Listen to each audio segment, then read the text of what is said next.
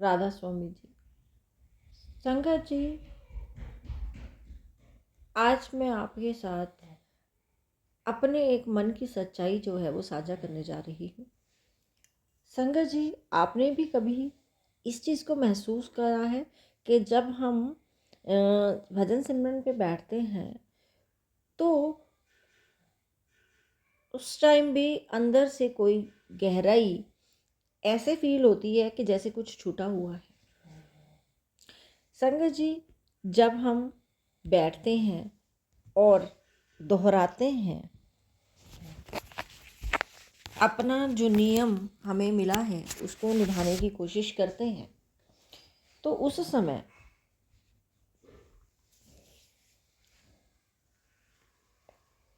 क्या हम सच से जुड़ रहे होते हैं? ये सारी बातें मन में ज़रूर उठती हैं। संगत जी, शायद आपके साथ भी ऐसा होता होगा कि हम जब भी भजन सिमरन पे बैठते हैं तो हमें कोई ना कोई डर ज़रूर होता है। ऐसा होता है कि शायद कुछ गलत ना हो जाए, भाई पाप ना लग जाए, या हमारे जीवन में कोई रुकावट ना आ जाए। ये सारी चीज़ें असल में हमें ये सोचना है कि जो प्रेम प्यार होता है वो डर से कभी भी जन्म नहीं लेता।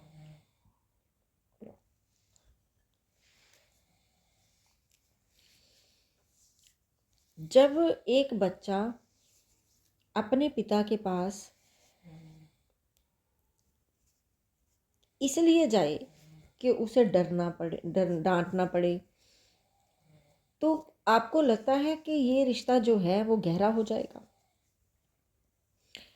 असल में अगर हम ये सोचें, जो भी सच्चा रिश्ता बनता है वो सुरक्षा से बनता है, कभी भी डर से नहीं बनता। जो हमारा ये आध्यात्मिक मार्ग है वो भी इसी तरह का मार्ग है। आत्मा और चेतना के बीच जो संबंध है। संगत जी, नाम की युक्ति हमें मिली हुई है। नाम केवल एक उच्चारण नहीं है, ये हमें अंदर से दिशा देता है। और जब हम सिर्फ शब्द ही दोहराते हैं तो जो हमारा मन है वो बाहर की तरफ घूमता रहता है। हमें बहुत ज़्यादा समझ से बैठना पड़ता है। फिर धीरे धीरे जो ध्यान है हमारे अंदर उतरने लगता है। हमें नाम को पकड़ने की कोशिश नहीं करनी, हमें उसे महसूस करना है। जब कोई बहुत ही प्यारा व्यक्ति आपके पास बैठा हो और आप बार बार उसका नाम नहीं लेते, तो कई बार वो जो उपस्थिति होती है वो शांत हो जाती है। संगत जी, कई बार आपने भी महसूस करा है, जैसे मैं महसूस एक टाइम करा, कि अंदर से बेचैनी बहुत थी। अगर कोशिश भी करी बैठने की तब भी ऐसा लगता था कि अंदर से तो अभी सब कुछ खाली है। मन अपना बहुत पक्का करने की भी हम कोशिश करते हैं कि हम भाई बैठेंगे और मांगेंगे नहीं, अपनी प्रेजेंस देंगे, पर फिर भी जब भी बैठा तो उसमें यही होता है कि जल्दी जल्दी ये चीज़ ख़त्म कर ले। पर शांत बैठना चाहिए। कोई भी दृश्य सामने नहीं आता, कोई भी अनुभव नहीं होता, लेकिन फिर भी बैठने के बाद एक मन हल्का जरूर होता है।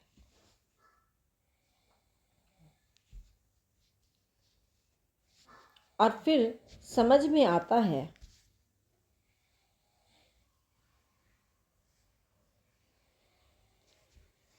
कि ऐसा नहीं है कि कोई चमत्कार होगा तभी शांति मिलेगी। शांति तभी मिलनी है जब हम कंटिन्यूटी रखेंगे, अगर हम उस चीज़ को लगातार करेंगे। कई बार हम बाहर की पहचानों में उलझ जाते हैं कि हम नियम निभाएं और हम ये भी देखते हैं कि कितने दिन बिना नागे हम बैठे हैं, कितने दिन हमने सेवा करी है। क्या सिमरन पे बैठना, नाम की युक्ति का ध्यान करना गिनती का विषय है? भी हमें गिनती करनी चाहिए। इसे हम एक उदाहरण से समझते हैं कि अगर कोई दीपक जल रहा है तो वहाँ पे ये हिसाब नहीं होता कि वो दीपक का जो प्रकाश है वो कितनी देर चला है, बस वो जलता ही रहता है। इसी तरह से सच्ची भक्ति में कभी गिनती नहीं करनी चाहिए, बल्कि समर्पण करना चाहिए। संगत जी, एक गांव में एक बुजुर्ग था। लोग उसे पूछते, भाई आप हमेशा हमें शांति दिखाई देते हैं, लेकिन वो जब लोग उसे पूछते तो वो उसे खाली कटोरा दिखा देता और कहता अगर ये भरा रहता है तो फिर इसमें कुछ डाला नहीं जाएगा। और वो कहता हमारा मन भी इसी तरह से है। जो हमारा मन भी होता है वो भी बहुत अहंकार, तुलना और शिकायत, इन सारी चीज़ों से भरा हुआ है। तो अगर ये सब भरा हुआ है तो फिर हम उस मालिक के लिए जगह कैसे निकालेंगे जहाँ पे हमने जा कर के प्रकाश देखना है? असल में हमें पहले इसे खाली करना पड़ेगा। खाली करने का मतलब ये नहीं है कि हम हार जाएं, हल्का होने से मतलब है।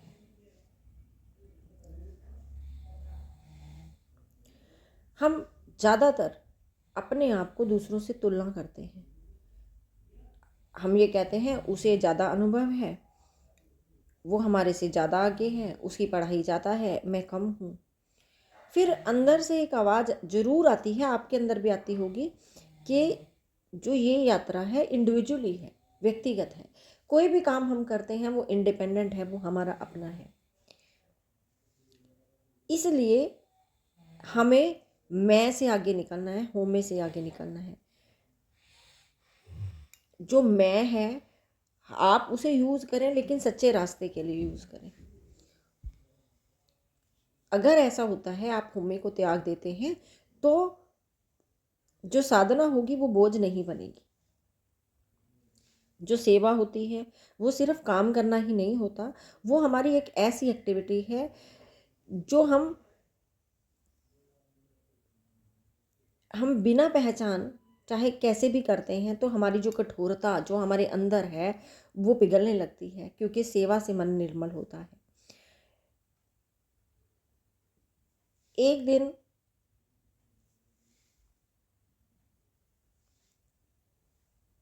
एक ऑब्जर्वेशन हुई, एक व्यक्ति जो था चुपचाप जूते जो था वो साफ करके एक जगह पे लगा रहा था। वहाँ पे ना तो कोई कैमरा था, ना कोई अनाउंसमेंट करी हुई थी, बस उसके चेहरे पे बहुत ही शांति थी। वो किसी शब्द को न सुन रहा था ना बोल रहा था। उस दिन समझ में ये आता है कि सेवा चाहे कोई सी भी हो हमें छोटा नहीं बनाती, बल्कि हमें सच्चा बनाती है। अब बात आती है कि हमें नाम का रंग कब चढ़ेगा?